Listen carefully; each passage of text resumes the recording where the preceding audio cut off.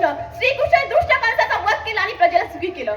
श्रीकृष्ण यांच्या वंशातच तुझा जन्म झालेला आहे. तू सुद्धा प्रजेला सुखी करू शकशील. तू सुद्धा दुष्टांचा संहार करू शकशील. आईच्या या शब्दाने शिवरायाला स्मरण चढलं. दुसऱ्या दिवशी शिवराय रायरेश्वराच्या मंदिरात मावळ्यांना घेऊन जमले आणि मावळ्यांना म्हणाले, गड्यांनो, मी माझ्या मनातली गोष्ट सांगू का?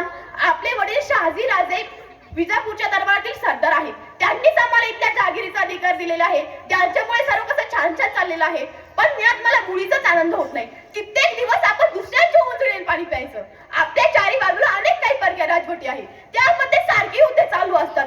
आपले माणसं या युद्धात नाहक मरतात. कुटुंबीच्या कुटुंबी देशोधनीला लागतात आणि इतके शोषणे आपल्या पदरी काय तर गुलामगिरी. हे आपण किती दिवस सहन करायचे? किती काळ कपायचे? सांगा, तुम्ही सांगा. त्या सारे तरुण वेळे गावात बोलले, बोला बाळराजे बोला, सांगा आपले मनोगत. तुम्ही जे सांगाल ते करायला आम्ही का पायावर तयार आहोत. शिवराय या मावळ्यांच्या आवाजाने शिवरायांना स्मरण चढले. तेव्हा शिवराय म्हणाले, उठा, या रायरेश्वराला साक्ष ठेवून आपण स्वराज्य स्थापनेची प्रतिज्ञा करू.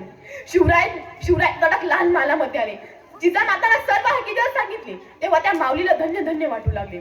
तेव्हा शहाजी राजांनी शिवरायांसाठी एक राजमुद्रा तयार केली. ती अशी, प्रतिप्रचंड